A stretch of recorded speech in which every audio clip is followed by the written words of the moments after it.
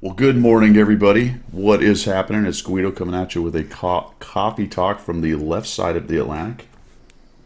And it's Pilgrim from the correct side of the Atlantic with his Guido mug and his cup of tea. A cup of tea. Today's selection for me is Bauhaus from Highwire Roasters in Emeryville, California. It was sent to me by one of you fine people. This is good. I finished up my Orange County roaster that somebody else had sent me, so I'm on to the Highwire stuff, and it's a special morning, so I made my nice big pot of coffee today. Good. So there's no excuse now. You can get that down here. We can talk some sense about tanks. Or not. You're just gonna roll in and set a that high of a standard that we're gonna talk sense today. Yes, today we are sensible dudes. Today is okay. So no random tangents today. Hundreds of random tangents No, because who gives it? because it goes a toss. All Yeah, right. Well, exactly. welcome to everybody. Thanks for coming. Bonzi, Wayne, Heisenberg, Stickler. I think Randall's in here somewhere. Who else did I miss? So far, that's what looks like is chatting. Number one Sunday morning stream in the Central U.S. time slot at 0700. Absolutely.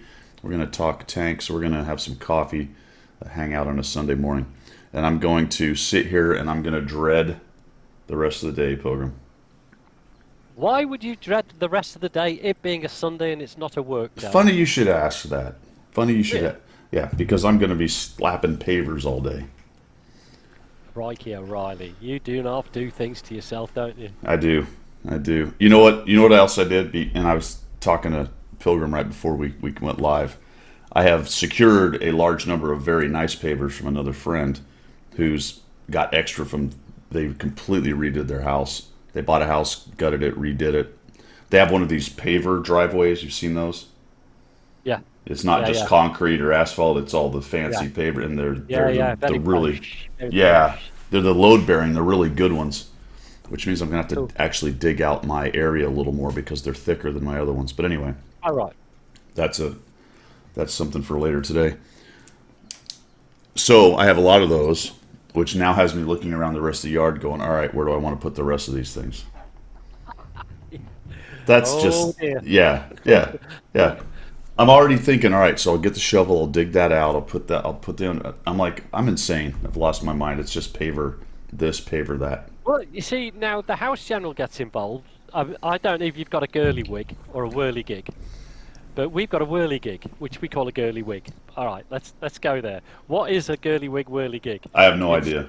it's the thing that you. It's like an upside down umbrella you put up and you hang all your washing on. Oh, right, right. You know? Yeah, you know what it is. Yeah. The guys will know, but we call it a girly wig. Anyway, I've got a girly wig, and when I did the pavers, I had to because the House General got involved. She said, "I want steps going from the back of the house all the way out to the girly wig." So I had to dig in 12 steps. So do not let the House General get involved because you'll have steps going everywhere, so she doesn't get her feet wet or whatever on the wet grass. You know, all that Okay, nonsense. so we have a sort of version of that because she wants a path out to the garden, garden.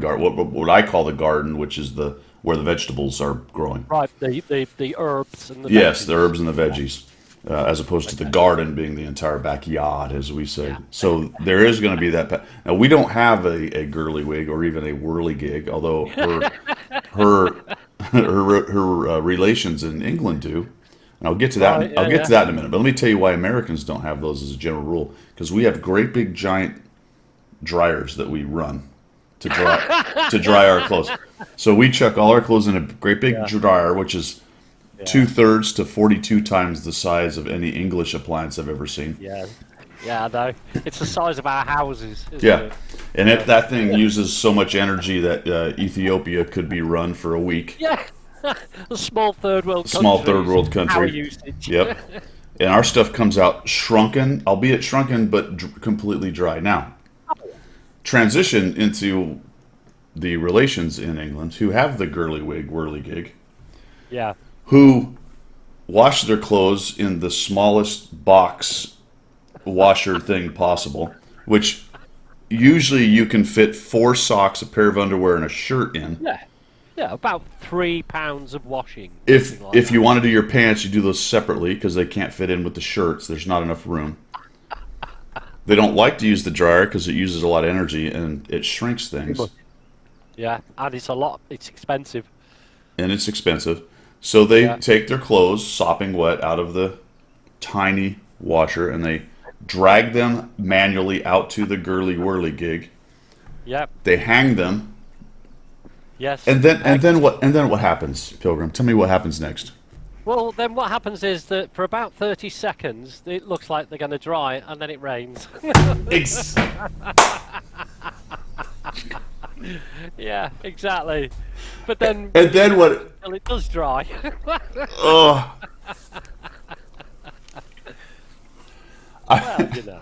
I It's a rite of passage for It is. house generals to be able to do that. yeah. And if it's going to rain hard enough, they run out and they take it down. If it's going to sprinkle Oh, yeah. a little bit, they leave it out and it'll No, eventually leave it. dry. Leave Yeah. it, it's fine. It'll I mean, if dry it's going to out and then just it's rain pour, again. then she runs out, gathers it up, puts sits it in a corner until 15 minutes later when it stops raining and the sun comes out for 10 minutes and throw it back Go out. again. Yeah, that's hilarious. That is exactly what happens. Wayne's talking about putting concrete all over the grass. Now, here's a story for you. Here's a tangent. I was a young sergeant in Germany, in Osnabrück, and I was in the Sergeant's Mess, as you are, and I was stood next to the Garrison Sergeant Major, who was in charge of the warrant officers in the Sergeant's Mess. And we were having a beer at the bar, and I said to him, wouldn't it be nice, sir, if we had some sort of play area in the garden for the families on a Sunday when they come, for Sunday lunch in the Sergeant's Mess, because I was living in the Sergeant's Mess at the time. Wouldn't it be nice to have some garden furniture and some kiddies play stuff, so the families can come and kids can go and play and all. Leave some men at the bar doing that, you see. Don't have to worry about the kids, right? Garrison Sergeant Major looks at me and goes, right, young Sergeant Davis, he said, I'm now making you my garden member. I thought, oh, me and my bloody big mouth, right? Me and my big mouth. I'm now the bloody Warrant Officer Sergeant's Mess gardening member. No idea about gardening whatsoever. Anyway, we have this system in the MOD, in the British MOD. It's called a 2109 system, and it's a paperwork request for work services to be done by a civilian contract. Right, right. Right, you know where this is going. Yeah. So I then put a works order out to have the whole of the Sergeant's Mess gardens concreted over. It came across Garrison Sergeant Major's desk and he phoned me up. He went, Sergeant Davis, get into my office now! I got binned as the gardening member. That is not what he there we intended, go. but it is what he No. was gonna. But it is what he was about to get. Yeah, exactly. He was about 2 hours away from it being concreted. Oh my God! All Go right, down well. all There you go. right. Channel news. What are we doing? Let's see. Expect my KPZ review out next week sometime. Also, I've got a video coming out on the relative merits of armor or a turret. That should be out next week as well. And I am trying to get to a bunch of you guys. I probably have easily a dozen requests for reviews, so I'll try to get to as many of those as I can, crank some of those out. My battle pass is done. Where are you? Oh yeah, you're done. Yeah, I paid for that though. You're done. 100 battle challenge is ongoing. I got a couple tanks I'm getting near to 100 on. You can see that I've got the KPZ-07RH in garage. So thank you to Wargaming for giving me that for content. I'm still going through the marathon because I can get the other goodies as I go as well. So pretty cool. It didn't come fully with all the goodies and everything. So you Yeah. do the garage. Interestingly, I think the first probably two. These marathons have been this way for what? Maybe the last 4 or 5. Is that about right? Yeah. Maybe more, but it's been at least 4 or 5 where it's a very similar marathon setup. And one of the first times they did it, when they gave us the tank, it also gave us all the goodies, and it acted like we'd completed it, and then we could do the other missions. I don't seem to be doing the other missions, but I guess when we get to the missions, we can check, because I think the special missions you get after you finish or buy the vehicle are only for the KPZ. I think you have to drive the KPZ to do Right, them. okay, it's attached to the actual tank then. Oh, Yeah, okay. yeah. Okay. Revan says he finished Battle Pass. Congrats, man. Well done. Well done, buddy. Yep. Yeah, so I got the Artillery 3. bugs in the house. Who is? Artillery bugs is in the house. Oh, excellent. You know you've still got. I'm giving away a Camp Panzer 07 today. Coming up. Nope. Yeah, apologies, guys. I am not giving one away because I already gave that away. So that's bad on me. Let me turn that thing off. Gotta get over to Streamlabs. If I'm a bit dark, my lighting's going all over the place at the moment, so my apologies. No worries. Just a shadow. Next stream will definitely be Tuesday. It'll be Monday afternoon for Stack Up. Tuesday and the standard midday time slot. And maybe Monday at some point earlier, but I might be out in the yard doing that stuff. Yeah, it's got to be finished. All right, sorry about that, guys. I am not giving away a KPZ today. I demand compensation. That's right. Yes, rigged. Rigged. It's rigged. Stupid wargaming. All right. Yeah. Well, unlike wargaming, I will tell you what happened. I effed the dog. That was entirely my fault. It was an oversight because I don't know, bad at this. There you go. Yeah, because you haven't got a crew chief. You haven't got a crew chief sat in the backyard. We're actually going to talk about that a little bit because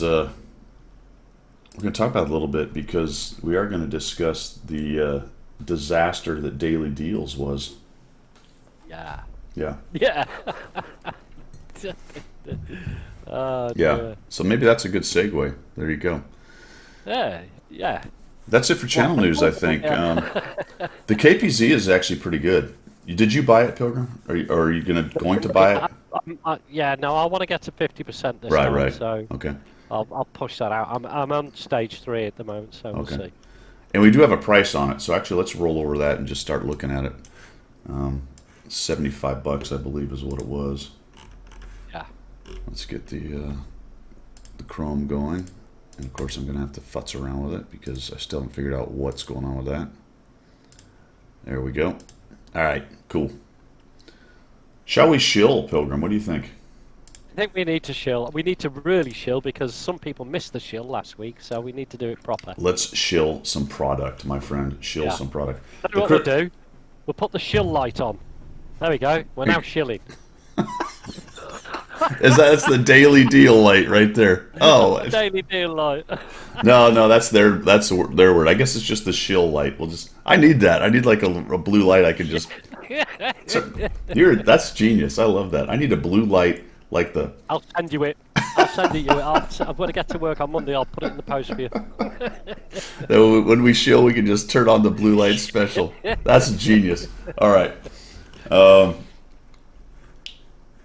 That's like the first genius thing you've done. What do you mean, Pilgrim Oaks is all mine? I've got people on the forum following me. It's brilliant. That's true. That's true. All right, the second thing. There you go. Oh man, I'm just kidding. It's all good. Let's see. Crystal Challenge. It was $75.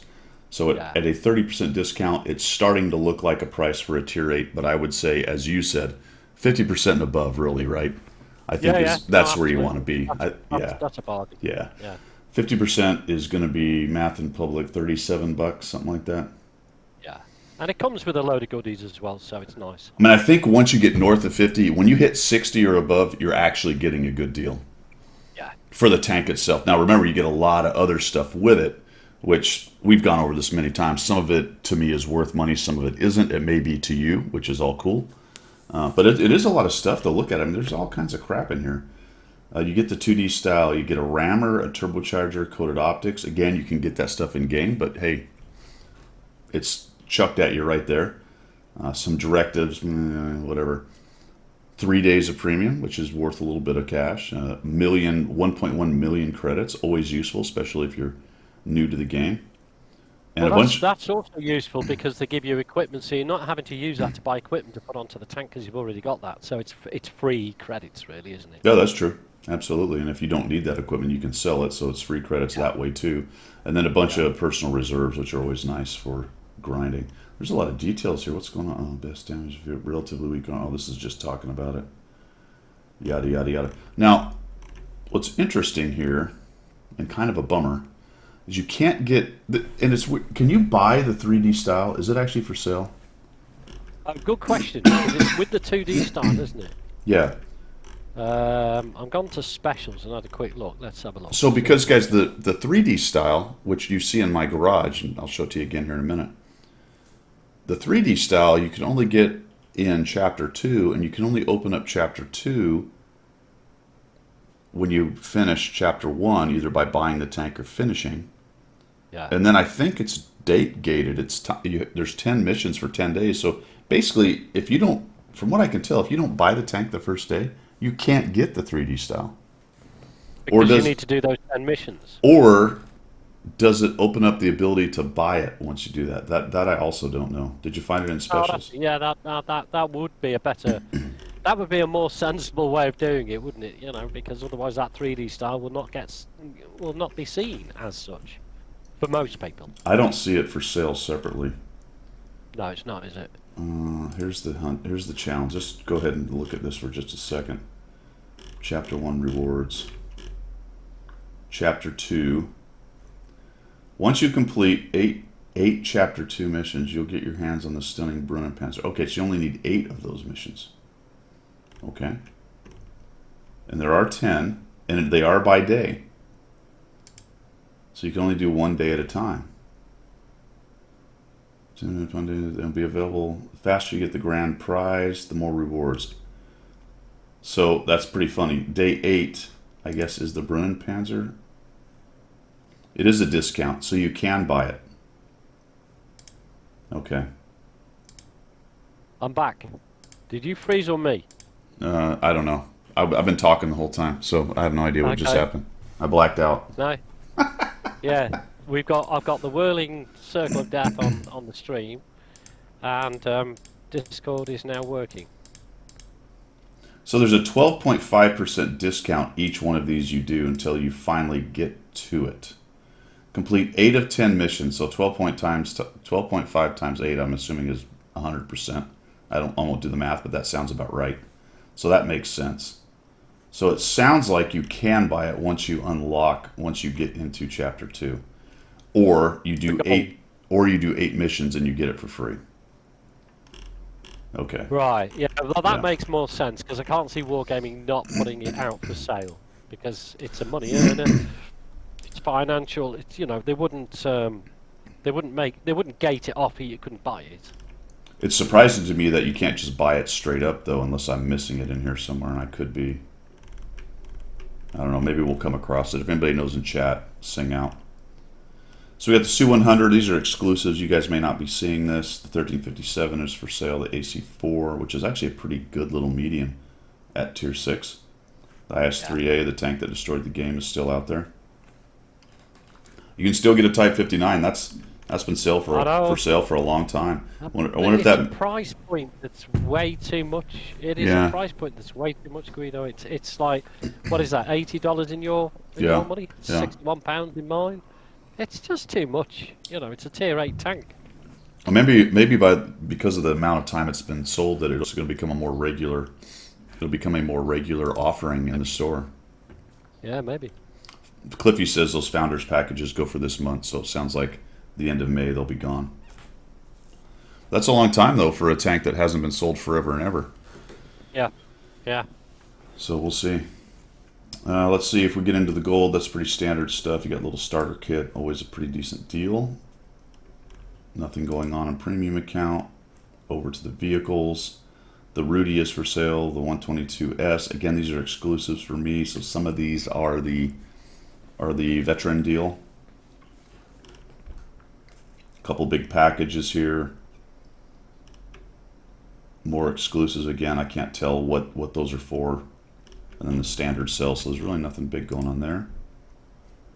Renegade's available? Yes, it is. Renegade's available right here. So quite a few good tanks, actually. The Rudy's okay. It's not as good as the M, but it's pretty good. It's got a dog in it, so there you have it. It's also automatically 4 marked.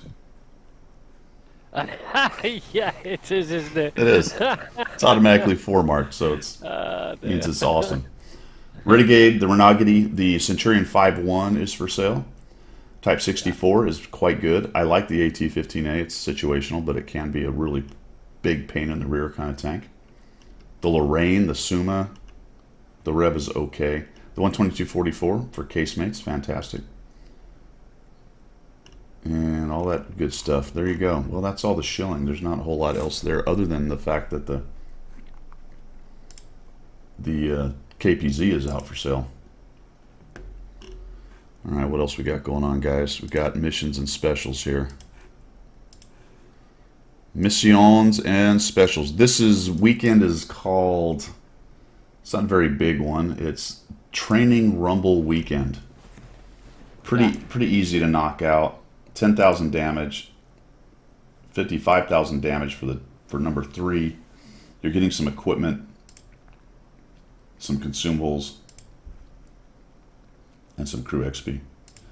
So, a little extra as you play. Yeah, I mean,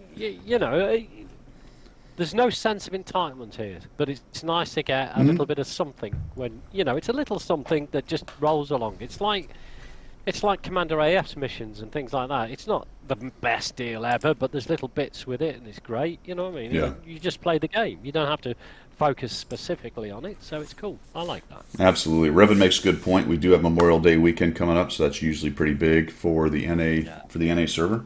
So yeah, there could be some sales and stuff going on there. Absolutely. That's a good Memorial call. Day, fill me in on that because is that when you celebrate the end of the Second World War? Or is it more of Veterans Day, or what's going Yeah, on I there? believe no, Veterans Day.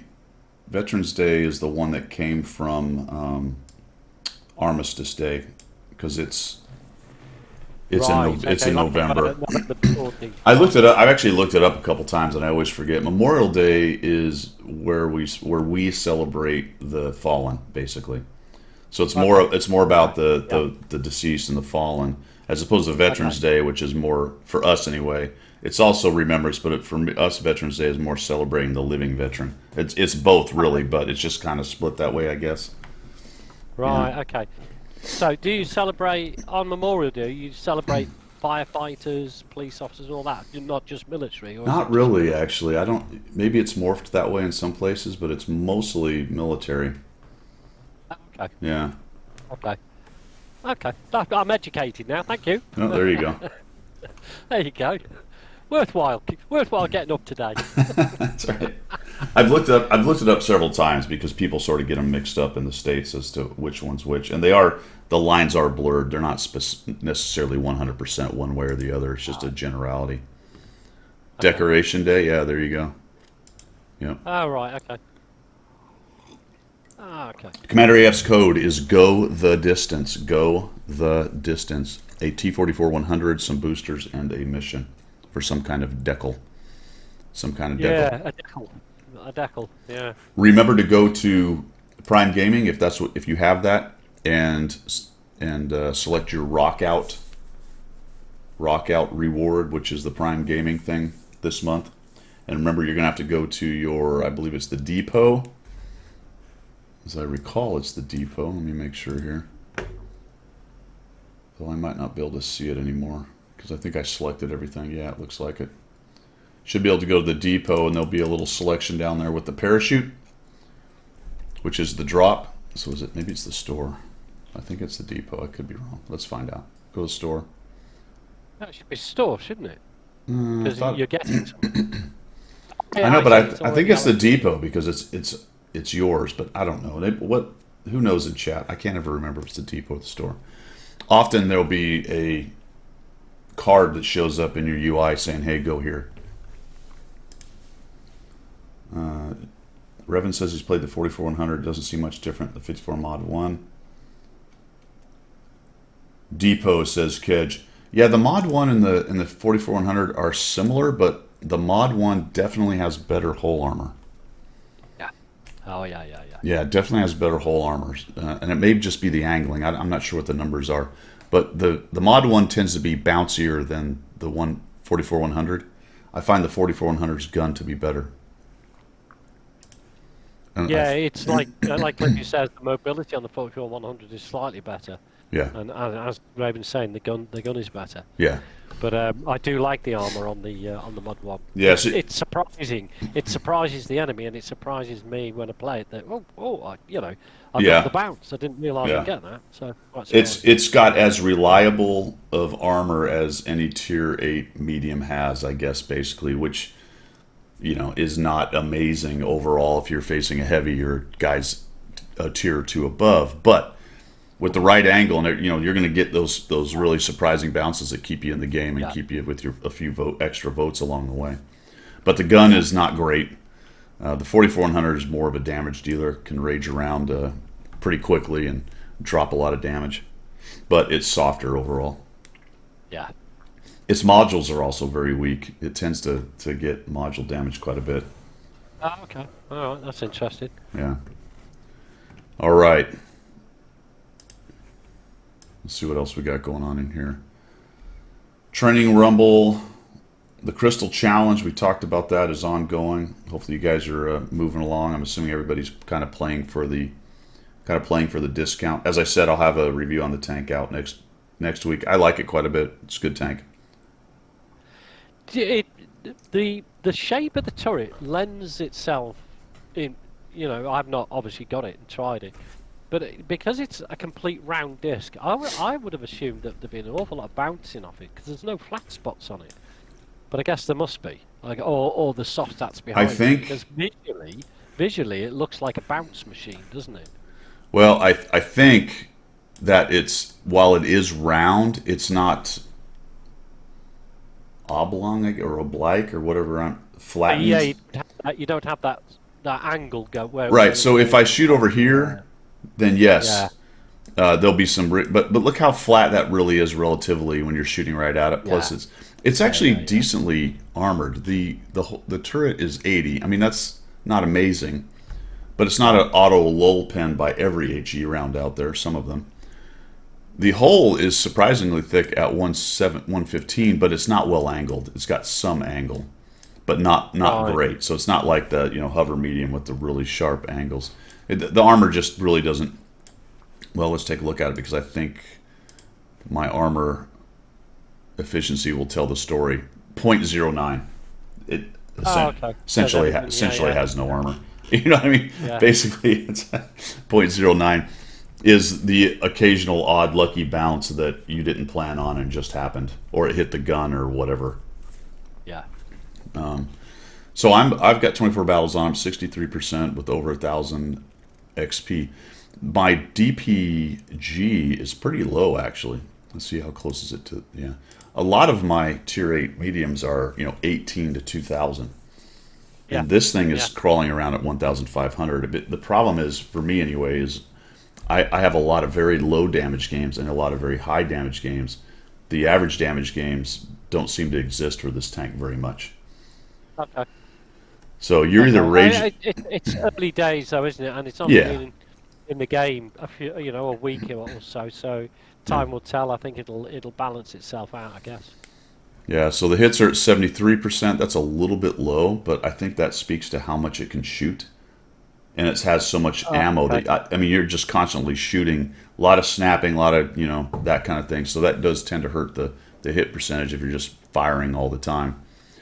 Yeah, 1.3 damage, 2.31 destruction, which is actually pretty good. We talked about the armor. Experience over 1,000, which is nice. You'll get that when you're running 60% though. So we'll see what happens after 100 battles. I don't know. I really don't think this is an over 60% win rate tank for me. It could be because it's got the mobility right. and the DPM, which is Yeah, yeah, yeah, yeah, a really important thing in this game, and a good enough gun to employ it. So if you're a good player and you've got a lot of mobility and a lot of DPM and a good enough yeah. gun to employ it, that can be huge for carrying games and making sure that But it's definitely not. It's definitely not a. You would struggle to brawl in any shape or form with it because of its armor, but definitely, get around the map and create havoc. It's probably its forte, I would imagine. So it's interesting you say that because there is a difference between, air quotes, brawling and being opportunistic around a brawl and being Yes. involved in the brawl with your speed, with flanking, and with killing off near deads. So it's actually really good at that part if you're not the only guy in the brawl. Yes. Yeah. And it's mobile enough that it can get around heavy tanks very similarly to a light tank circling them. Not quite as good, and it is quite large. It's not really light tank size.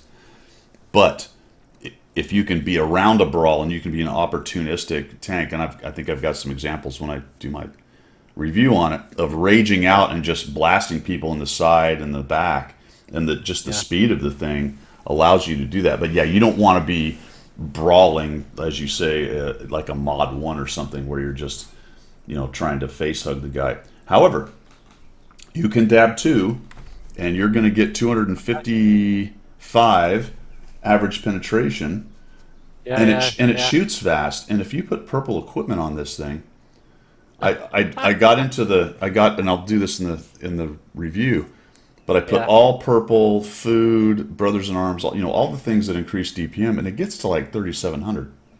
Wow. And reloads mine reloads in 4.57, which is pretty quick. Right. You can get it down to about 3.6 and some change. Right. You can shave a whole second off by going try hard mode. Yeah. It's and three. Wayne just said $4,000 a shot though. If you dab 2. Yeah, it is. Is that expensive? 4,000, 4,400. Yeah, it isn't expensive, and it's a heat round, which is not fantastic. I'd rather have, all else being equal, I'd rather have an APCR round with a similar pen than a heat round. But the heat rounds tend to have more pen because they've got other drawbacks. Yeah, so not a bad tank. It is interesting. I kind of like it. Cool. But I don't think it's going to be. I'm looking forward to getting it and playing it. Yeah. It's not. It probably. I probably won't have the skill level to make a great deal out of it. But if I can get it to close to a 50% win rate, I'll be happy. But we'll see. I think it's probably this sort of just came to me. I think it's probably would be a pretty good tank to learn light tank stuff in, maybe. If, say, you weren't a light tank player and you hadn't really dove into light tank stuff, because it's very mobile and plays like one. The big thing it doesn't have that light tanks have is it doesn't carry its camo while moving. That is a huge advantage of light tanks. So it's not going to be able to move around the map quite as well as a light tank does with the camo thing going on. Yeah. Yeah. Sparky's just subscribed. Sparky, thanks for the sub, man. 22 months, awesome. All right, cool. So that's the 07. KP, what is it? RH. KPZ. I don't know. It's a German tank. It's Kampfpanzer. a Kampfpanzer 07. It's a tank. This is a tank game, correct? We had that whole discussion this morning, me and the House General. Yeah. Are you off to do your Guido thing? I went, yeah, my Guido thing, because you are a thing in our household now. So yeah, we had that whole, and then she was like, so what you do? Talk tanks and stuff? I went, no, we just talk everything. She says, you better not be talking about me. I said, all the time talk about you. All right. She's on the phone now, so the family. Isn't it funny? You do that when you say you're on the phone, isn't it? Like, yeah, you do. Yeah. You don't do friends in the house, do you? Yeah. Or you do. Do you want a cuppa? Do you want a cup of tea? Cup of tea. Oh yeah, that's Cup of tea. But you don't go. I'm going to the toilet now and pretend to hold anything, do you? So I don't know where that comes from. Anyway, there you go. That's what, maybe we need to start that. It's when you go into the bathroom, the visual signal is constipated. Like Yeah. Oh, but I have not enough roughage today.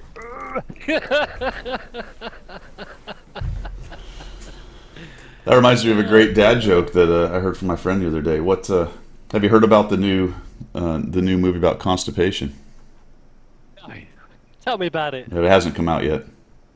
That is horrendous. That is so bad. It's good. What's Yeah, actually, yeah. what's brown and sticky? Oh, I don't know. A stick. Oh, behave yourself. Oh, dear. The number one dad joke channel Oh on my this gosh. time in the morning. All right, the Progetto's on track. Rock Out Bundle. That's Yeah. the thing I was talking about. You do get some missions and some Yeah. goodies with that. Training Rumble is what's going on today. Looks like I have finished it. At least those two parts. I guess I can do one more of those. Oh, this is ongoing, isn't it? Yeah, there you go. Top 10, and you get ×2 experience. So that's a good deal. Watt Salute. That's what we, the veterans, have at all times. WZ-111 Model 5A is on track. Community hunting is for sheriff stuff. Commander AF's mission is for 5 cola and arrow decals. 10,000 damage. Easy enough. And that's pretty much it. And then the 110E3 is on track as well. Like I said, I'll have a video out, I think, Tuesday, which will talk about the 110E3, the difference between it and the E4. That was an interesting one. Got that Yeah, idea. because we tuned up. You were in your E3, I was in my E4. Yeah. But I don't think I had any great impact on that particular battle. But I think having the turret makes the difference. But it'll come out on your video, obviously. Yeah, I think the upshot is that I do better in the 110E4 because of the flexibility of the turret, but there is the X factor of the very highly armored tanks like the 110E3, where you have a staying power and a impact on the game by presence, because you've got all the armor and people don't want to jump out, eat 750 and bounce. That's you know what I mean, when you're making trade decisions and you're facing a 110E3, just jumping out in front of a 110E3, the calculus is great. I'm probably going to bounce, and I'm going to eat a 750 alpha. Whereas if I jump out in front of a 110E4, I may go, well, I'm going to eat a 750 alpha, but I'm probably going to be able to pen him and get some damage. I found that I think the map we were on, I can't remember which Himmelsdorf version it was, but it was the one with the icy road and all the rest of it. I managed to get hulled down, and I had Centurion in front of me. I think there was a mouse in there and all sorts of stuff, and they just didn't want to play. Yeah. Because they just knew. They tried a couple of times, bounced, and then they suffered for it. Yeah. So they just they went around the corner and hid away. Oops, I'm not. And I used that I'm not game playing. actually because I was in the 110E4 on that one. You were in the E3. That's right. And then I was in the I think we E3, swapped on another game and I actually used that one as well when I was in the E3. But the point on that one's going to be that the turret allowed me to do something, because it's a bit ungainly when you have the 110E3 and you want to come around the corner because then you have to shift everything. Yeah, that's right. Yeah, it's horrible, isn't it? Whereas you kind of poke out in the 110E4, you do give up some side hole, but you're able to bring the turret out, fire, and come back like you would with a medium or a heavy or whatever. Yeah. So there's pros and cons to the two, and of course the biggest difference really is the 110E4 and the E3 have different thicknesses on the nodule. Yes. Yeah. And the 110E3s is ridiculously armored and really hard to pin, and the E4 is pretty butter. So that really changes everything. Plus the hole on the 110E4 is less, but there you have it. All right, we had It actually makes me look good, the E3, so I quite like playing it. Carpa Deuce. survived. Carpa Deuce, thank you so much for the follow. Appreciate it. Welcome to the show. Follow. Welcome to the show. We do this every Sunday from 7 to 9. We're going to discuss... Yes, we are, Sutek. Absolutely 100% going to discuss that. In fact, I think we're moving on to subjects du jour right now. Right now. Oh, wait, are we done? Yeah, we're done with missions and specials, unless you had something else to throw in there. No, nothing. Aye. Nothing. Nothing. The marathon is ongoing. We'll talk about that first. I thought you wanted to talk daily specials anyway. We did talk daily specials. Oh no! Oh, that's later. Yeah, we'll crap. Okay, that's later. We'll crap all over that in just a minute. Yeah, okay. Yeah. Sorry, where were you, sir? Yeah. Uncut Gem. I am on stage 4. Remember, you have to finish the stage to get that discount. Yeah. For example, I have a 30% discount because I have finished 3 stages. I do not get a 40% discount until I finish stage 4. You've got all the goodies down here that you get. I think everyone knows how this works. Now, the reason I want to talk about this is I did do a little try-harding on this with tier 9 and 10. And I did manage to get through chapter, or whatever, is it chapter? Stage 1, by tripping this mission before I did my experience. As you can see, I only did 1,200 of that experience. But I was wholly unable to do 3,200 damage before I got 5,000. That was rough. Yeah. That was when you and I and Grinny were platooning. I had a 3,126 damage game. Ah. Why I could not get 3,200 damage in tier 9 or 10, that was a rough day though. Yeah. It was. Yeah. To be honest, you'd had, before we even platooned up, I think you were streaming, and you'd had a pretty miserable day, really. Hadn't Yeah. I mean, we were about 50%, but it was just pulling teeth the whole day to get any kind of win out of this thing. you? Yeah. Yeah, it was crazy. All right, so and then on stage 3, I did the whole 9,000. I did manage to get once the top player by experience. And the reason I'm bringing this up, it surprised me a little bit. I'm a pretty good player. I figured, especially these lower ones, I'd be able to knock out fairly easily Yeah. before I did the mission, before I did the experience, but not so much. And I know there's players out there who go through it, and nearly every one of them they do for mastery. And those are, you see them on the forums like, I got through it. I did it in 120 battles or whatever. Yeah. This is a slog though for most of us. Even if someone as good as me is going to struggle to knock some of those out, it's definitely, the whole thing's definitely a slog for everybody. Yeah, it feels a lot harder, this marathon, than any of the others previously. And whether it's true or not, it's just the feeling. Even if you do your tier 6 upwards and try and get that experience, as opposed to do your 9 and 10 side of it, it feels like it takes forever to click it over. Yeah. It does. Yeah, I don't know whether that's true. It's just the feeling. Maybe it's been that long since we've had a marathon that it's Yeah, they're all like that now. It's definitely you're definitely playing for the discount. You know what I'm saying? Yeah. That's what you're doing. Yeah, there's no way I could ever get to the end of it, so I am just playing for that 50%. That's it. Yeah. Yeah, absolutely. Yeah, like you do the math. You look at 250,000 experience. You're like, all right, if I do really good, I can average 1,000 experience. Well, that's wildly optimistic for nearly anybody. Some people can do it. So that would be 250 battles. And then you say, well, let's just have it to 500. Well, I did the math.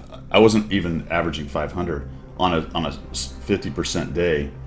It's pretty easy to average, even for me, less than 500 as an average over all those battles. Yeah.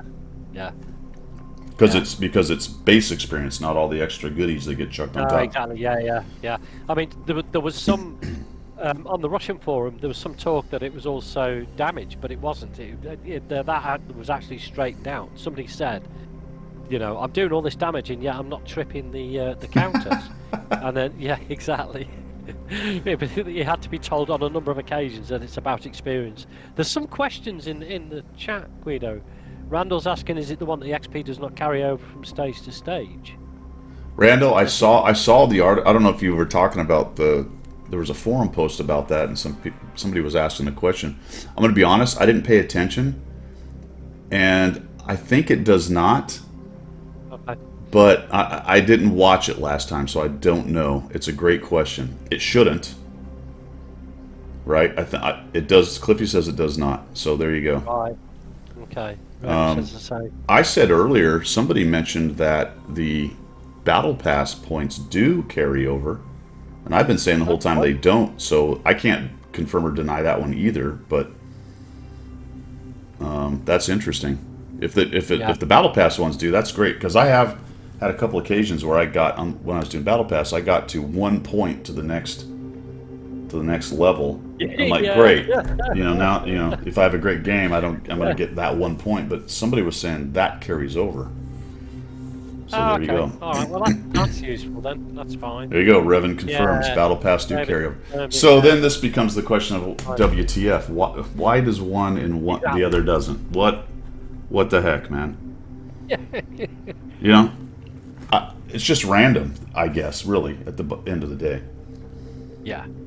See, Donuts is saying that it's the same as previous marathons. So it's probably because I've not played a marathon for so long that it just feels tougher than it has been in the past. So Yeah. I don't know, working as intended. Yeah, that's what we were saying earlier, Donuts. It's been like 5 or 6 marathons that have been more or less the same. I think they've changed. They've changed experience very slightly. I remember one was like 254, I think, and one was 252 or whatever. Now they've just got a nice round 250,000 kind of thing. Yeah. Mastery Well, that's a missions, good not point. wanting to dump all that Yeah. extra XP onto. But why would that matter? It's just the XP for that one game, and it's only base XP, right? So, say you finish it with the last mastery mission. Oh, I see what you're saying. The built-up XP. I would just take that XP from that mastery mission and put it in. I see what you're saying. You don't have to dump all the stuff that's in the kitty while you're doing the masteries. That's lost because, for example, on my right here. So I only got 1251 out of 3,000. I would not expect that to be dumped into the next mission. I would like, though, the experience for this one mission that tripped it to go to the next one. Yeah, absolutely. The leftover bits, if you like. Yeah. But even if they didn't do that, because you're still finishing early with the mastery missions, if you trip it this way, with this, say you're 10 experience away, you got 4,990 experience. Really, I think that extra experience, once this is finished, should go to the next. Yes. Yeah. It's not that big a deal. Anyway, yeah. So it's like, it's one of these things that's not that big a deal either way. It's really, you're not really losing that much experience because, the 9 times you do it, if say you do it with experience every time, you're almost always going to have some extra left over. Rarely are you going to hit it perfectly. Yeah. So Yeah. even if you got to 1 point away every time, 9 times in a row, 9 or, well, the 10th doesn't matter because you're finished. 9 times in a row. Yeah. That's, say you got 1,000 experience every one of those times, which is unlikely. You're only talking 9,000 experience difference. Yeah. And that's a not a huge ridiculous example, Yeah. right? But so A, it's not a big deal in that way. B, it's not a big deal in that why not just set it up that way so people don't feel like they're losing something, because you really aren't helping them finish that much faster, so who cares? Right? So yeah. it's both of those. You've earned that. That's the thing. You've earned it, and it's gone to waste because you've earned it in game, and it doesn't carry over. You've lost it. It feels like you've lost it. It feels like, well, I actually had a good battle. I got plenty of base experience on that one, but it doesn't count. It hasn't gone over. It's just one of those easy PR things that this company Yeah. tends to do that I often shake my head at and wonder, how can you be so mean? And mean being stingy, right? The stingy definition of Yeah. mean. Why are you so mean with some things that really don't matter, that Yeah. you could just write off and go, whatever, let's do it this way because people will feel better about it and they'll feel better about the company. It's not like you're just handing them the marathon. No, it gives you no great advantage. There's no Right, advantage it gives you no great advantage, and that's that when people get on the forum and start forum warrioring, doing that thing. yeah, and start complaining. It's an easy thing to not have a complaint about because you just do it the right way. Yeah. Yeah. That's forward thinking, isn't it? You've just had a massive subscription from Blues Traveller. Blues He's Traveller, back in the house. 12 months. What's happening, Blues? Thanks, man. Very much appreciated. He's been doing his travelling in a blue way. Yeah, that's right. Oh, in fact, Blues Traveller, we've got a light for you. There you go. Are you travelling? But it's what's called an unforced error. Yeah. Right? It doesn't have to happen. It's not a huge big deal, but it's an unforced error PR wise. And the more you can minimize those as a company, in my opinion, the better off you are. Again, It's you don't just want a feel-good factor for your customer, isn't it? Yeah. The customer feels a little bit better off about it all. Yeah, I mean, you don't want to give away the shop, but anyway, there you go.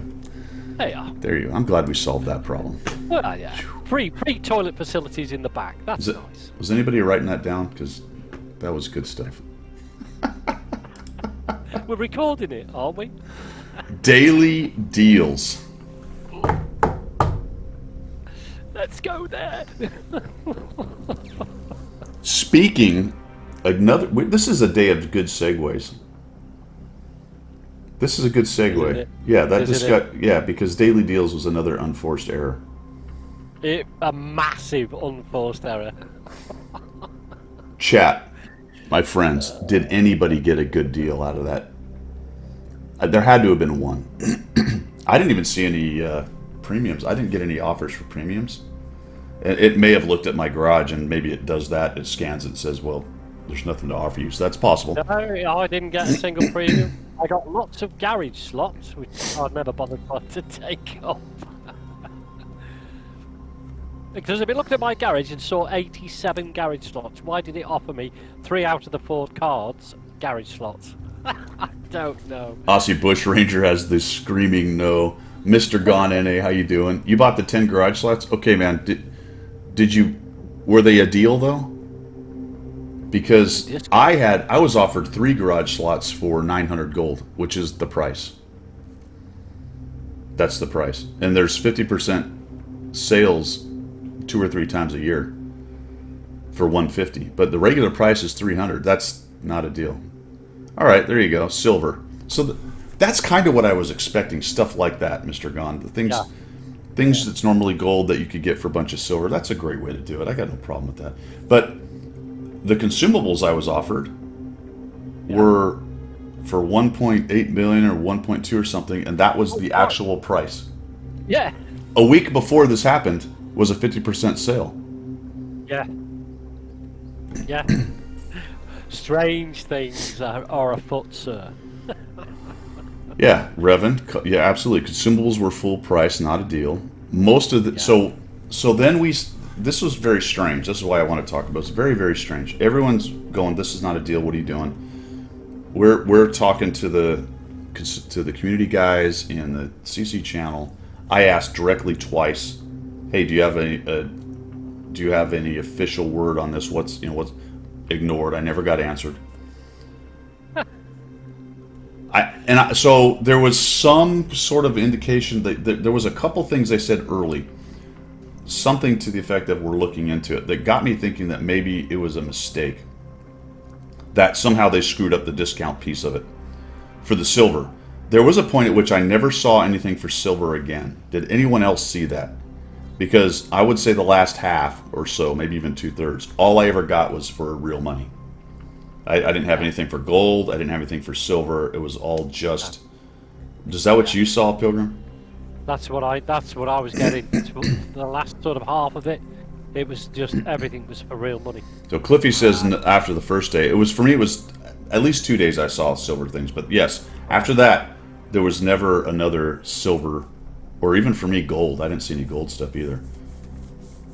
Okay, Revan thinks he had some for gold, and I would believe that. But the silver stuff disappeared. Which, speculation-wise, makes me think that was goobered up somehow, or was so negative. If it was the plan, it was so negative, such a negative reaction that they took it away. Yeah. And the deals were all bloated things with 3D styles and 14 other things you can get normally. That. Yeah, the chat's going crazy. So yeah, you guys are definitely seeing it and feeling about it the same way I think we were. It was weird. Eighth Hussars. You see, there's a point. Aussie was offered credits for gold. I think I had one of those. I don't want to do that. And it was at the same rate you could buy it in the game. So you could do that every day. Yeah. Yeah. It's not a deal. I like Eighth Hussar's comment here. Found it disappointing. Not even interesting enough to pick cards more than twice. The first part is exactly how I felt about it. Remember last year what a great, cool thing it was? Yeah, last year it was cool. There was so many good deals, and some of it was just 50% stuff, which we have sales on like consume. But still, there it is. You know, hey, here's a 50% consumable deal. Here's half off on garage slots. Here's whatever the various things were. This one was just I don't even know. It was weird. It was just weird, actually. It felt very much like it slipped under the net. You know, I think it was like Wargaming didn't really mean to do it, and somebody pressed the wrong button. But Threw it in there. how do you not fix that? You would look at it. Surely you would. I don't know. I didn't look at the forums, but something must have come back to Wargaming about it and said, well, you know, this is complete and utter rubbish. Take it away. They must have done. You know. But I didn't know there was a catch-all 4 card edition. yeah, that was good. Also, saving a card. There, you could save cards, which was good. Which then all those would have been fantastic if anybody was getting a deal. Yeah, if you were getting a deal. Deal means discount in Australia as well. Well, yeah. I get it. There was a bunch of discussions about that on the forum as well about what deal means. I'm like, look, let's not split hairs over definitions. Clearly, you advertise daily deals. That means something better than normal. It's having a discussion about what deal means in various language is idiotic. I'm sorry, if I went to buy a new motor car and I went down to my local dealers and he went, "We've got a special deal on today." I go, "Oh, brilliant, get a new car. What's the price?" He goes, "Exactly the same as what it was yesterday." Yeah. And then he wants to argue with you. He's going to argue with you what deal means in Russian. Yeah, because, yes, you can buy the Skoda. You can buy the Skoda or a Trabant. 19 Mayhem 68, thanks for the follow. GA Johnny coming in with the sub at 28 months, man. I appreciate that. Deal in Russian means easy to fix. But it's not easy to fix. They didn't fix it. Yeah. So what do we have? We have a daily deal program that was thought of, developed, implemented. Someone had to build the page. And the entire time, it was just to sell stuff at normal price or different packages that they hadn't sold before. Yeah. Or Or they intended to have deals, screwed it up, and then instead of admitting it or fixing it, either one, which neither happened, they just turn off the part that didn't work and they continue on. maybe they think. Which one's worse? Well, I don't know, but Bruce and I are thinking along the same lines. It was about dealing cards. It's not about a deal. They actually dealt us cards to pick. Oh, here we go with the yeah. Mm-hmm. Yeah, that's what it was. It was never a deal. It was just they dealt us some cards. Brilliant. Yeah, so there you go. I'm flummoxed. I've watched this company for almost 10 years now. And we've gone through various things that have been like this, but it continues to amaze me that they continue to do things like that and these unforced errors with no real discussion about what happened. And they don't have to tell us all the inner workings, but just what the heck? It clearly required a communication of some kind. Well, you can wind that right back and say, why on earth was that put out in the first place without some sort of QC check? Why wasn't some... Well, that's assuming it was wrong. That's assuming it was wrong. Yeah, exactly. That's assuming if it's wrong. Yeah, and we don't even know that. We can't even tell if that's true because there's zero communication. And obviously the customer base, at least in NA, and I didn't look at the Russian forums, I think the EU was the same way, right? Or was that only for us? Yeah, EU is exactly the same. Were they... Yeah, the Russians were a bit pragmatic about it. On the Russian forums, they were like, well, it's just... they don't even call it a deal on the Russian forums. They're like, they called it da. Yeah. Yeah. Thank you. Crappy vodka, that's all you get. Okay, da. Good. Where's my potatoes? Oh, dear. I mean... packaging little packages and having different prices for the 3D camos and adding a lot of stuff in it. That's just their marketing guys making a package to buy. That's fine. Go for it, But the silver piece that was chucked on top of it, that was all the regular price, that indicates something got goofed up or they're just clueless. Well, yeah, you would hope it was goofed up and not clueless. Yeah. Because that means it'll go on forever if they were clueless. Because they won't recognise that they did anything wrong. So anyway, There'll we'll be no just criticisms. we'll just leave that dead horse. I don't even know what to make of it, so I can't. I don't know. To death. I don't know. Don't know. All right. It'll be the same in 3 or 4 months' time when they do something else. It'll be exactly the same. We'll be Yeah. at it. You know, nothing changes. Give us something to talk about. All right, let's take a look over at Harkonnen's blog because there's a lot of leaked stuff out right now, which is very interesting. The first one I want to touch on just briefly is the super test for the, I think this is the Tier 8 Premium, I think, the Czech Premium. Yeah, I think yeah. Is The it Czech? VZ51. Yeah, the Yeah. Czech Heavy. This is now in its third iteration. And everything's a nerf. So it was wildly overpowered, apparently. Yeah.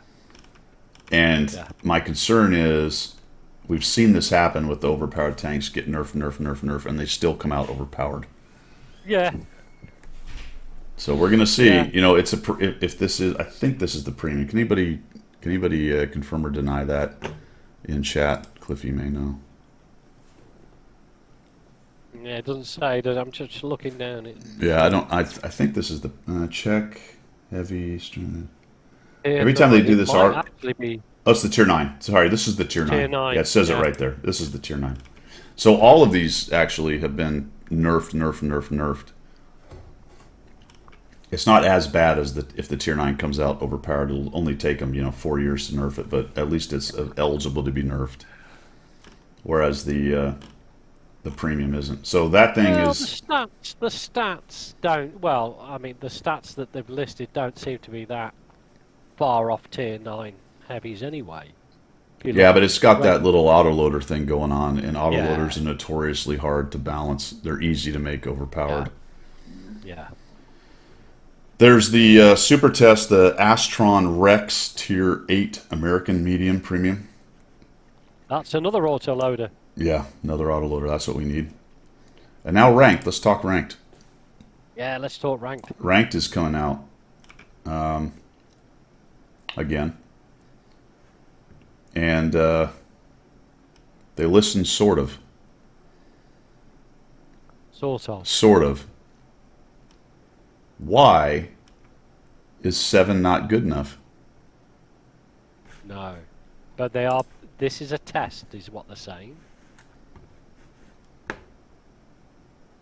I I don't know.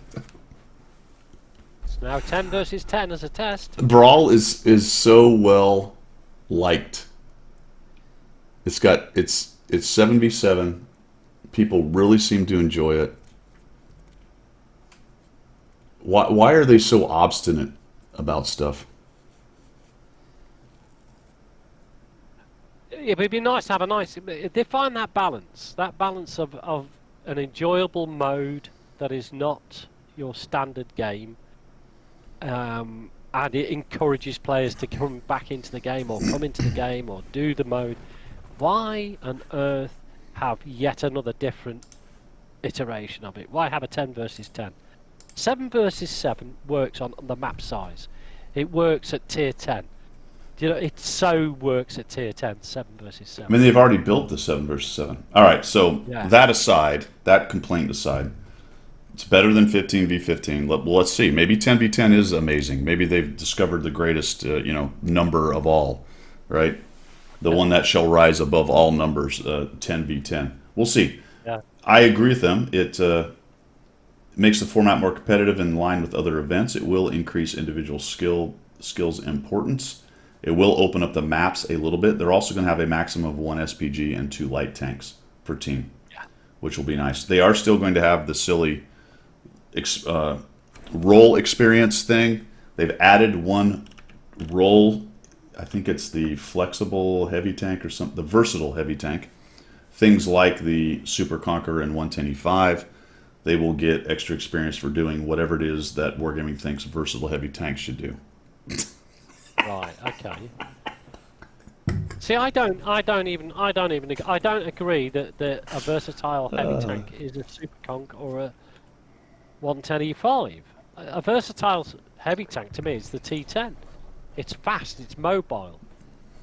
You know, I mean, the Conqueror and the 110E5 is a standard heavy tank. I don't see it being versatile. It does what it does. You know, one's a ridgeline brawler and the other one's just a big beast. The This is the problem with delineating and splitting things out by roles and giving them specific experience for doing specific things. Artie gets extra for stunning. You know, heavy tanks get extra for bouncing shots, so run forward and bounce shots. That may or may not be a good. You know, it. Yeah. I don't know, man. That part of this drives me absolutely bonkers. But it does have to be said that if you pay attention to that and you are able to play well in that tank doing that role, you can get extra experience and stuff. So, Yeah. you know, we can complain about the design of it, but there is a way to do it right when you're playing it. So you may want to pay attention to a lot of stuff. They are going to change the progression just a little bit. I'm not going to get into it too much, how that's going to go. Rewards. This is a test season. So I don't think these are permanent rewards. I could be wrong. They're not. There's not going to be anything extra in the shop. This is what I didn't quite understand. Because this is a test season, no new reward tanks. Okay, but that doesn't mean you can't get something out of it. The previous deals will be available again. Does this mean that I can, for my main account, I can play this test season? And Its previously accumulated personal discount will be available. that's what makes me think you're going to be able to get it. Yeah. Like actually on your account. So it's weird. I think it's basically going to be ranked. It's just going to be a test season with a different format, but you can still get last season's rewards out of it. Right. Okay. I don't know Which is, I mean, all right, fair enough, because that then encourages people to go and play the mode. Yeah. Because I don't think there was anything at the end of it. People probably wouldn't even, you know, some people would come and test it, but most people would just go, I'm not really bothered with it. So before you get either too excited or angry, I'll tell you the changes. Remember, the upcoming ranked season is a single test event. I don't think you can get enough stuff to get one of the tanks in one event. But Right, if you've got leftovers from last time, then you might be able to. So we'll see how that interfaces. It says it does, so you should be able to move along. Now here's the question though, because I thought last season or the last iteration, can't keep track of what they call season and what they call phase or whatever. Yeah. I thought that was the last one for last season. So Yeah. now we have a new season, but they're calling it new testing season, and they're tying it to last season. So if I do this test season, does the stuff from that go to the next real? No, I season? think this is a one-off that sits between the two seasons. Yeah, I And think you're don't right. think anything you do on this one-off will move forward to the next season. I think it's just. But it will move backwards and get stuff from. So I don't know. Yeah. Which means that if you've already selected your stuff, have people selected their stuff? If they would have known this was coming out, could they have waited and maybe got something better? Point, isn't it? You've just spent your bonds, and actually, if you knew about this, you might have held off to see what other options you've got. Yeah. So we'll keep an eye on that, guys. I'm not really sure. Those are a lot of questions there on how that's really going to go down. Let me see. I'm going to try to jump over here to chat because there's a bunch of people talking here. Yeah. Blues is talking about the maps have had some subtle changes to them. I think I'm pretty much on board with that because I've noticed some bushes have not been the bushes they were and things like that. Yeah. Yeah, Kedge says more 7v7s might make too many games. That's possible for the servers, yeah. Yeah. Cliffy says, Cliffy wants to be contrary. Let's go 9v9. Yeah. I also, Stickler, would like to see some of these things for lower tiers. Those would be fantastic. Yeah, wouldn't it? Wayne throws out the 277 as an example of what you were talking about. Yeah. 4v10 Yeah, but- team with just 4 EBRs. Yeah, that's right. I don't know, Blues. Yeah, Pilgrim just said that. I don't know if I've noticed subtle map changes that have just sort of happened, to be honest. I think they do have a heavium roll, Cliffy. I don't remember what all the rolls are. Yeah, I don't like the concept of the XP, roll XP either, Sutek. Sure, rocks have been split. But are you talking about like in mini patches? Or because there's been plenty of changes in patches, but are you talking about some of these mini patches, updates? You're saying you think things have changed in some of those? That would be interesting. They did, yeah, they did announce the step push changes. I still hate them. I've just ruined that 1-2 line. Yeah. That is the 1-2 line, is not the 8-9 line. Yes, I think someone was talking about that. The bushes on the hill. It might have even been Stickler was talking about that on stream. That some of the bushes on the hill have been knocked back a bit. Sutek says effectively it's an extra season of rank. Yeah, it is extra, but it is kind of tied to last season based on reward stuff, so that's a little strange. Goes all the way to the ground, okay. Understanding it. Addendum, the previous, yeah, I think it is an addendum, absolutely. The inflatable pool and bikinis. Nobody said anything about bikinis. No. No. Tank tops. Which tank tops we do on a weekly basis. as old as we are may end up looking like a bikini in some cases. Yeah, it only finishes here. All right, where were we? What else we got? Let's see. We got talk about marathon. We talked about the new ranked Battle Pass Season 5. So there is some intel, guys, on Battle Pass Season 5 out there, and we have the tanks for that, which is going to be the CS63. Oh. Get that going. The AMX-50B and the FE-217 Badger. So those will be the 3 tanks as the core vehicles. There'll be new 3D styles, and there'll be a Bounty low noise exhaust system. There's also a new piece of equipment for the ranked one, which was the turbocharger. Yeah, a improved compressor, which is basically an improved turbocharger. Why they can't name it the same thing, I have no idea. I don't know. It's madness, isn't it? Sometimes they name them the same thing. It's a Bounty low noise exhaust system or a... It's all very confusing. But there you go. So Season 5 core vehicles are leaked. Remember, this is all subject to change, guys. This is Harkonnen's blog. He has pretty good contacts, but who knows? He calls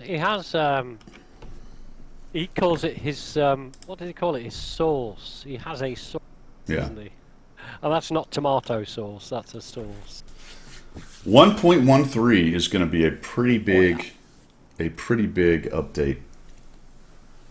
This is connected to the article that is the official article on the webpage that you can go check out, which is actually here.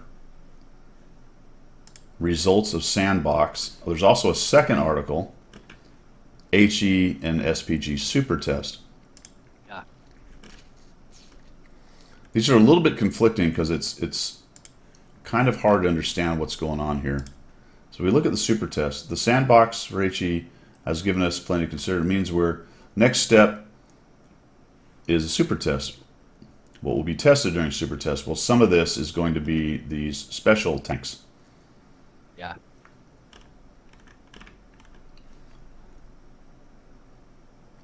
This is going to be a mess.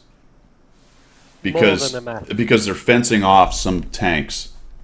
Apparently the new HE system is amazing and good and it's coming. But apparently it's not amazing and good for certain tanks.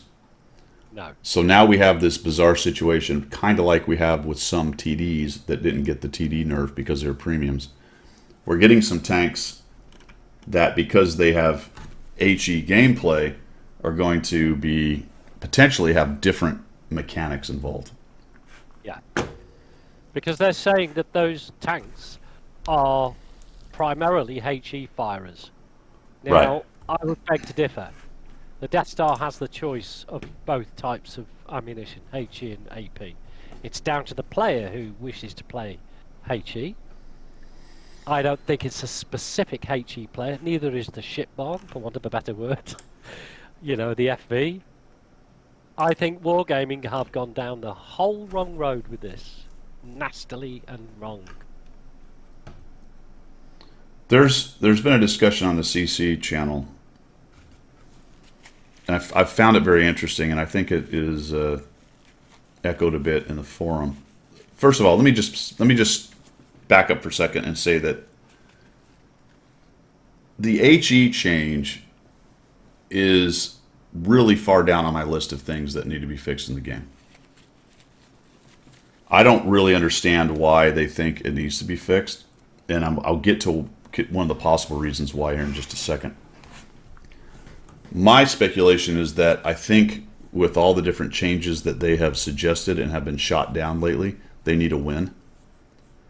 So they've gone after some low-hanging fruit, SPGs Wow. and the HE, and this is coming no matter what. The There's a discussion, fallout. Wait, no, there's a fallout from that. If they're focused that they need to do the changes for SPG ammunition, the fallout is that there are tanks out there that are not SPGs that use HE, or people use HE with it, and so they can't just balance the shell given that it's around an SPG when it's going to affect another 2/3 of the tanks in the garage. Yeah. I don't know. well, they're connected because the SPG uses HE as its main round, although they're changing Exactly. the rounds on the SPGs as well. So the discussion in the CC channel is interesting because do you know who doesn't like the current HE situation the most? I would imagine it's wargaming, not the players. No. Well, wargaming, I suppose. The top tier players don't like it. Okay. And Right. I'm starting to understand why now. Because it automatically shreds hit points off of very highly armored tanks. Yep. So you can't get into invulnerable positions, and you will still take damage. This is not a situation of they're negating damage completely. You will still take damage, but they are decreasing that damage. And this is primarily a complaint of very good players. Right. Okay, So- because they can't Yeah. get their T95 Chieftain hull down. Yeah, so I honestly think that this is driven largely by complaints from the top tier players Okay. complaining about it. I think Wargaming needs a win, so the congruence of those two things, and we're going to get this. You look at the numbers that they put out. I got the article up here. To be honest, there's not a lot of change. Probably the biggest one, really, honestly, out of this whole thing is the fact that you're still going to get damage if they hit tracks or spaced armor and stuff like that. Yeah. Yeah.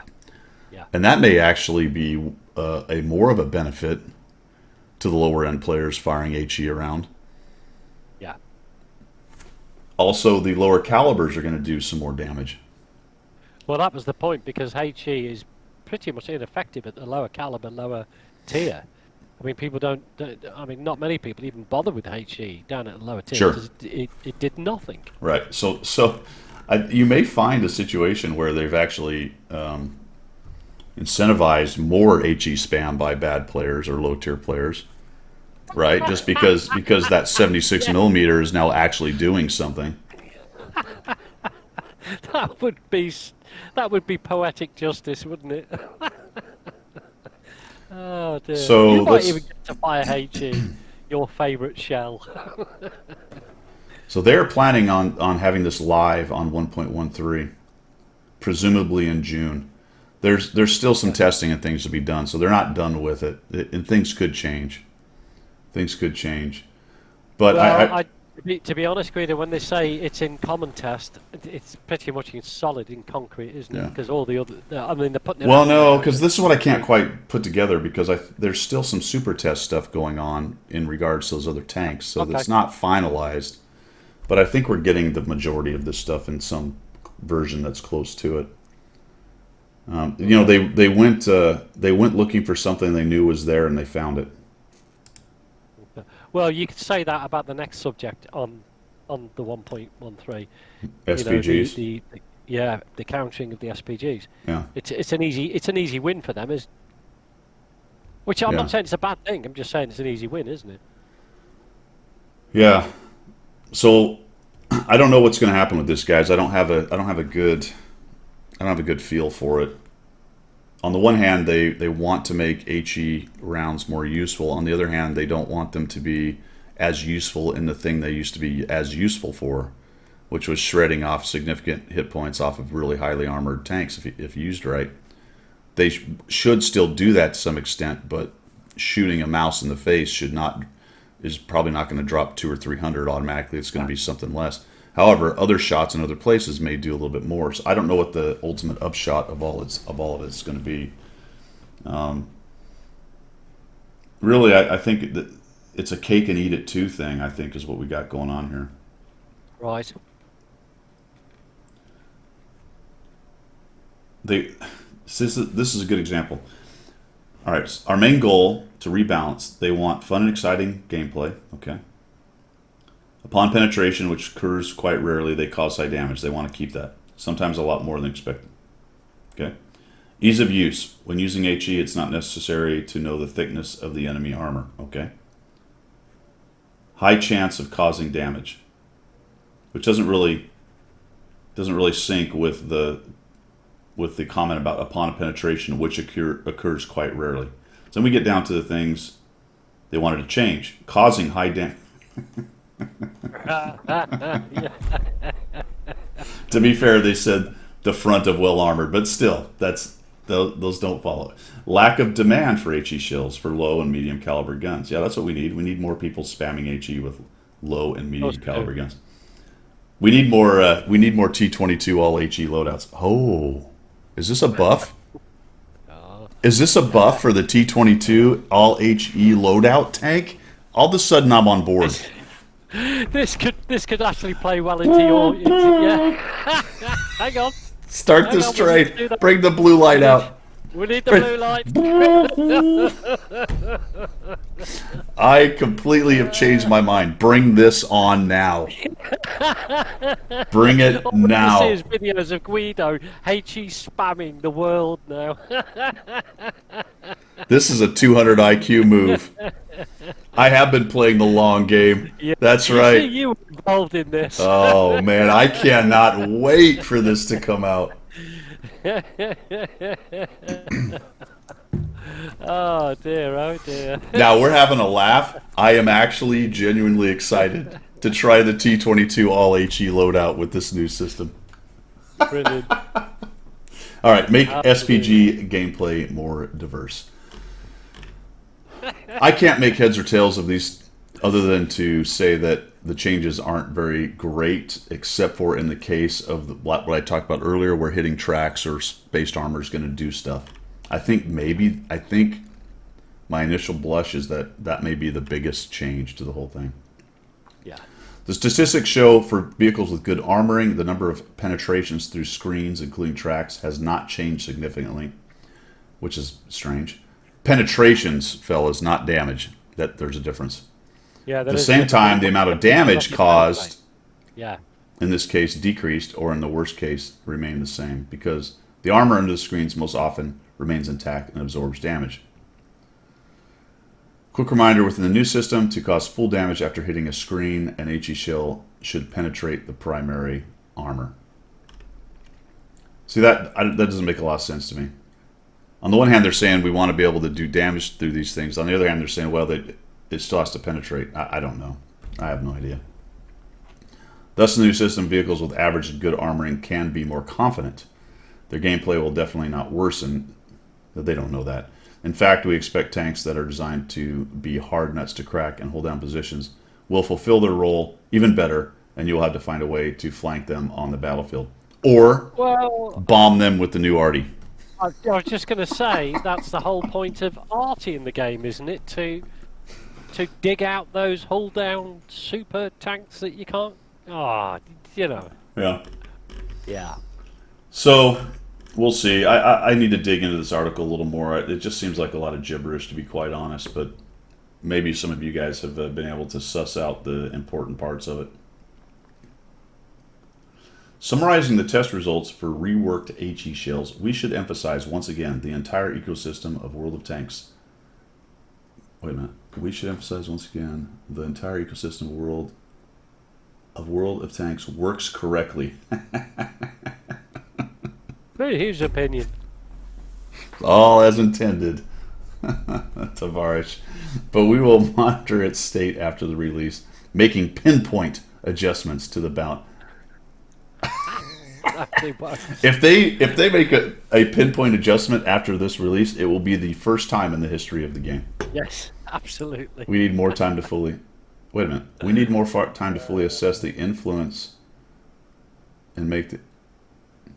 What? We will monitor its state after the release, making pinpoint adjustments to the balance of the situations, period. We need more time to fully assess the influence of the new mechanics on the game's ecosystem and make the appropriate adjustments if necessary. Absolutely no sense whatsoever. You either going to release it out into the wild, it'll be what it is, or you don't release it, you put it back into test. What's the point? I don't know. I think it's just bad sentence structure. I think what they're saying is, summarizing the test results, they're assuming it will not. The entire system should work correctly, and they'll monitor it after the release. But they need more time to release, I think, is what they're trying to say. Right, okay. So Yeah, before okay. it gets released, we're going to do a little bit more work on it. That makes sense. That makes sense. That one was hard to break down. Okay. And then we have the SPG changes, guys. They're trying to have two different kinds of HE shells, one with stun, one without, I believe, and an AP shell. So they're bringing back armor piercing. Remember the good old days when you got deleted by an armor piercing shell going through the top deck of your tank? They're back. They're back, and they'll be accurate. Fantastic. Because that's what artillery is so accurate. Yeah. I am sort of looking forward to the changes in brighter shell tracers. I am going to like that, actually. Yeah. Well, you've got the three things: 6 cents for RT, brighter shell tracers, and the fire markers, haven't you? That's going to be interesting. Features counteracting sound detection. Attracted the most attention. This mechanic affects the play behavior of both SPGs. Takes a certain amount of time to master. Sound detection, as expected, turned out to be more effective for maneuverable vehicles, which, of course, take maximum advantage. 6 cents for RT is triggered until the enemy shell hits. However, the feature turned out to be useful for slow vehicles as well. According to your feedback, this feature helped reduce damage. So what that means is when RT fires at you, so when RT's cursor, there's a beep or something that happened. You'll get a warning. So that'd Yeah. be useful, wouldn't it? Yeah. Oh, I like that idea. Well, just around midnight. So it's interesting you say that because there was a past iteration of the game where the tracers were very bright and there was a very loud shooting sound. And if you had in either yes, ear. if you had stereo and you were watching, you could actually tell which way the sound was coming from while you were looking in your arty down towards the enemy, and the tracers were extremely visible. And counter was an absolute art. I mean, you could definitely counter like crazy. And I enjoyed that, actually. I hunted arty all the time, and I was very successful in killing them off. I think that's a huge fix to arty. But if you put them in more danger for more of the game, you have to give them a little more capability, because you can't just, well, there's people in chat will say, sure you can, just kill them off, who cares? But in fairness to the arty players, there needs to be a trade-off. If they're easier to take out with counter, they have to be a little more effective in the game. Which is possibly why they brought the other part of the reason why they brought more the AP shell back in and things like that, because they may be thinking along that line. Yeah, and maybe that's it. You know, if counter becomes better and more of a thing, and you can get away. The problem is some of the SPGs are so slow. It's hard for them to get away. At 53, 55 shoot and scoop, you got a pretty good chance of getting out of the way. Yeah. You know, M44, those kind of things. Some of the really GW Tiger, GW Tiger trying to get out of the way. Yeah, you're Chief or Conqueror CGC. Yeah. Yep. Just to go back to chat, because there's a lot going on there. just for Howie. Yes, I did buy a blue light just specifically for the for the Kmart specials that Wargaming kicks out. Sorry, I just needed to. No worries. The other thing about 1.13 quickly are vehicle changes to the M41, Senlac, T92, T23, E3, Chieftain T95. That's the Tier 8 version of the Chieftain. Yeah, I stressed about that. I thought it was the Tier 10. I was Yeah. like, what? KV4 Kraslavsky, the IS-5, the M60, and the 121B. Very interesting. So two of the Tier 10s are going to get some love. And then there was one thing that we missed over on Harkonnen's blog with that. Oops, let me go back there. There's a change. There's two things, actually. Blueprints are going to be modified. They're going to be grouped. Yeah. Bring this back up. They're going to be grouped like the countries are in the second campaign. So Alliance, Bloc, Coalition, Union, and you're going to be able to take blueprints from all those and change them into a blueprint for one of them. Good decision-making process. Whoever did that, that is because I've got so many blueprints just sat in garage, not being able to use. Yeah, 1-to-6 ratio. So that way we can get more brand new players up to Tier 10 as fast as possible. Yeah, absolutely. And absolutely, this one, what we need. Well, Minsk is getting some changes too, well needed. Yeah. Recon missions. This is a little blurb, and I haven't heard anything about this. These will allow you to test and try out maps in late development stages, giving you the opportunity to help improve these maps. After playing a determined number of battles and recon missions, players will be offered. So what I don't understand how that works. Does that mean within the standard UI, you're going to be able to select that as a mode? Right. And then play on new maps that aren't quite finished just for giggles? Will stats be included? Is it I turn that on and it's just another map that might show up during the day when I'm playing? I'm not really sure how it's going to work, but I like it actually because it's going to, instead of having people have to go to the test server and play test server battles, it'll be hopefully off your own account and you're playing standard Bastion then. Yeah, I was just about to say that. If that's another client you have to download, then I don't think it'll get taken up at all. But if it's part of the game modes, you can just do the drop-down menu from the battle button. Yeah, I'd do that all day long. Yeah, so we'll see how that works. I think it's a good idea to try to get more input on their maps as they make them earlier, instead of relying on super test. Well, now talking about that, that would be useful for the Jap port map. There's a Japanese port map being tested at the moment. Something like that. I would quite happily go in and just, poodle around in it, test it, and give some feedback. I'd quite happily do that.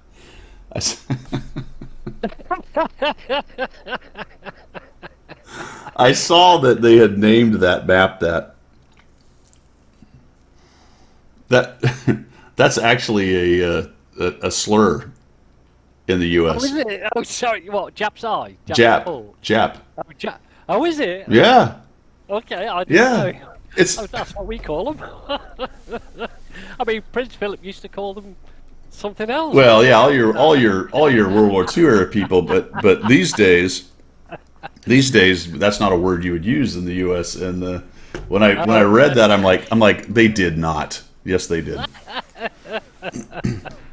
I think it's a shortening of Japanese port is what it's supposed to be, but there you go. It's written out that way. That's what it's called. Yeah. That's what it is. Okay. Yep. I'm going to put my mic up now. That's an NA thing. It's like there is a certain amount of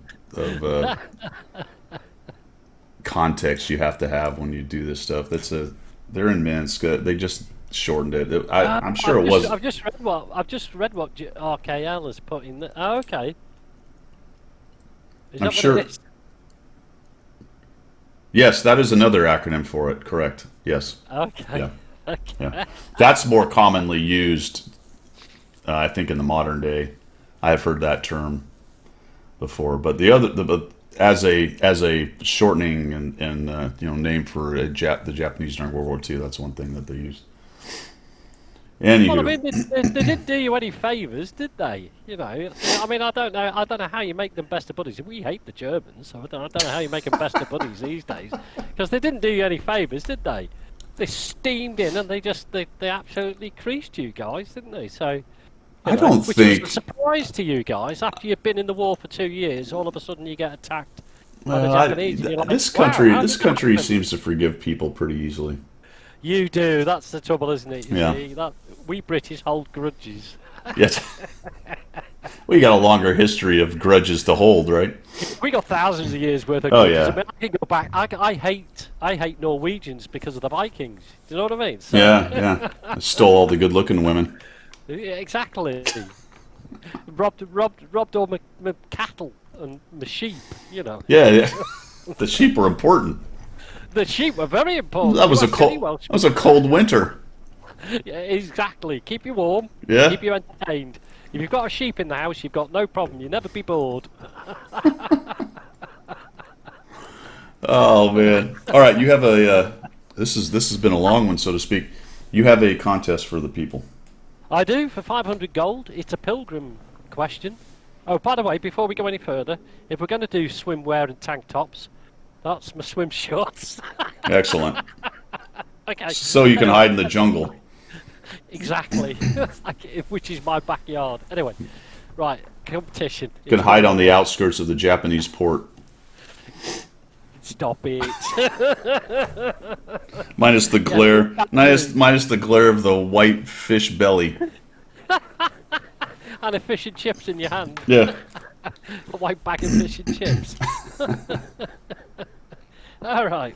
It's a pilgrim question. All right. However, it's a pilgrim question which all of you wonderful people in the United States should be able to get.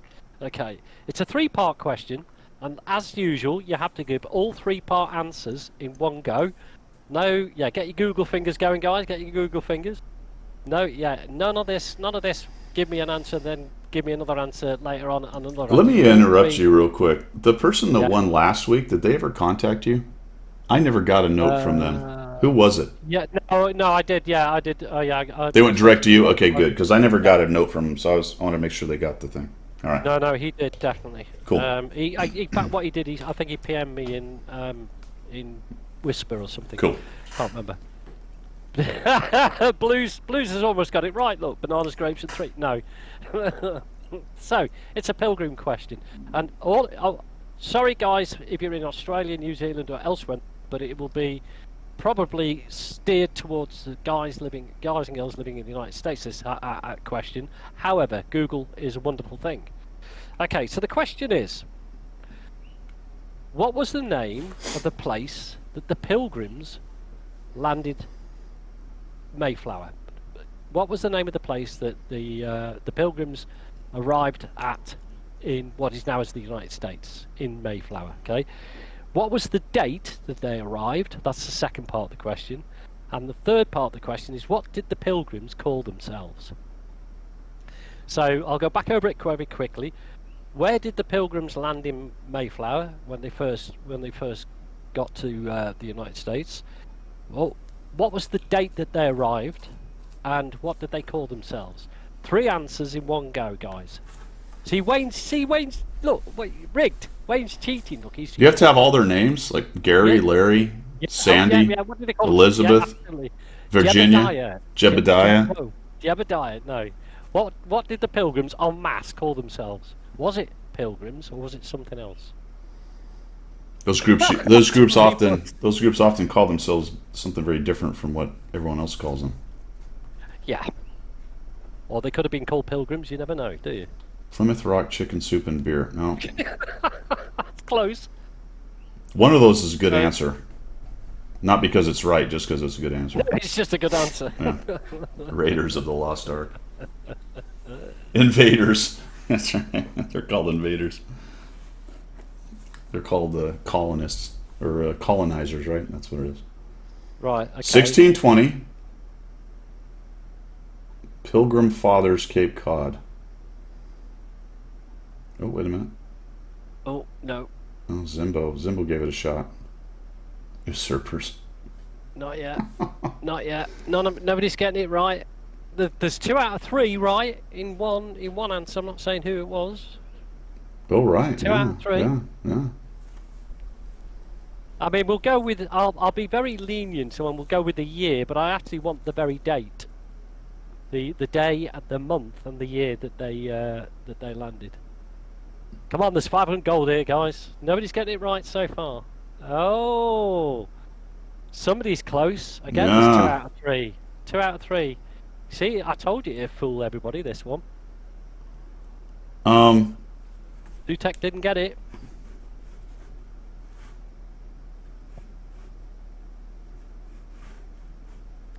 Okay, it'll roll to next week if you don't get it, guys. I don't know how long you want to roll it for, Guido, but if you don't get it, it'll roll to next week. And it'll go up to 1,000, but then I will give the answer if nobody gets it next week.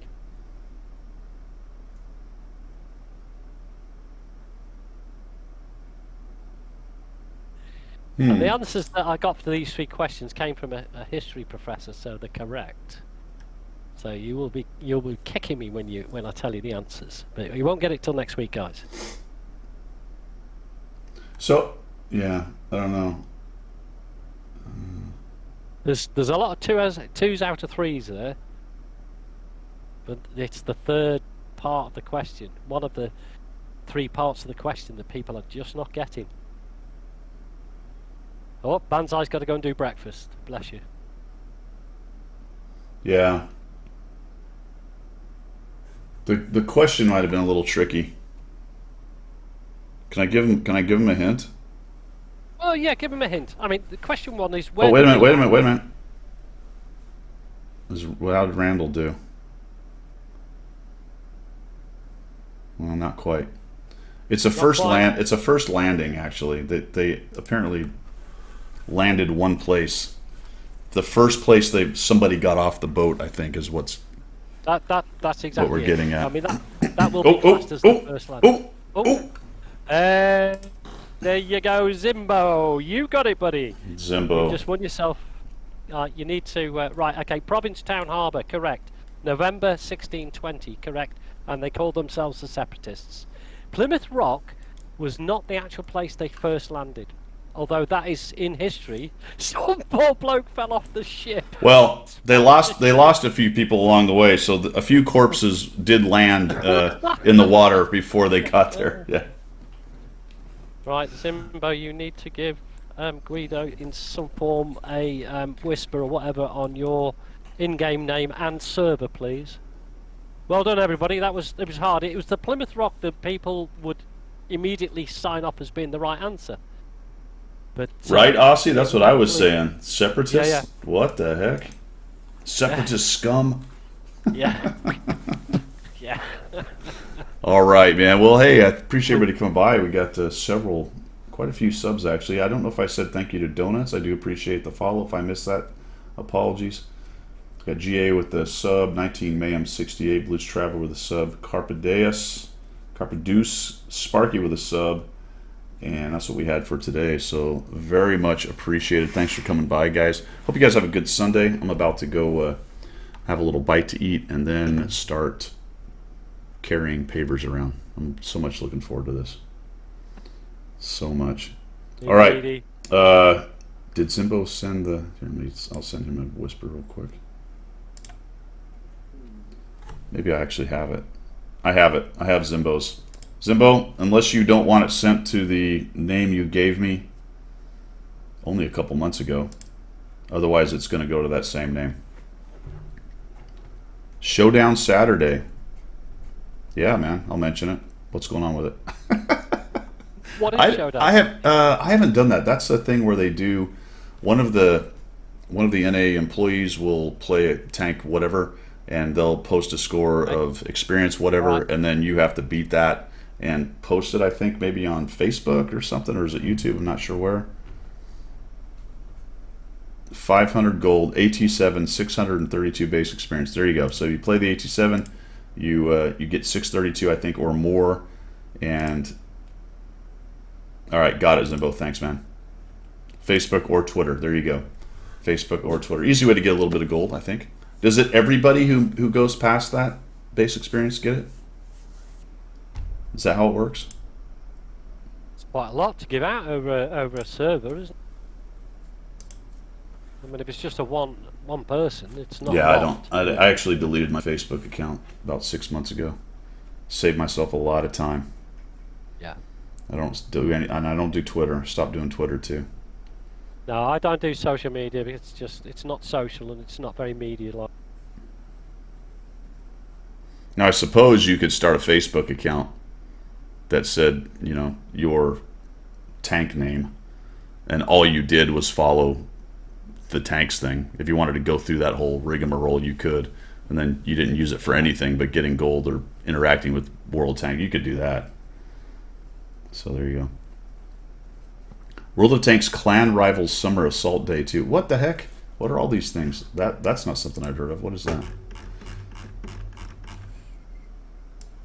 Oh, you're talking about Clan Wars. Yeah. You stopped breathing because it was getting too commercial. Too commercial. Turning a little blue. Yeah, the EU Clan Tournament. Right on. All right, guys. That is all I've got from the left side of the Atlantic. Guido signing off. And it's Pilgrim signing off from the correct side of the Atlantic. See you guys.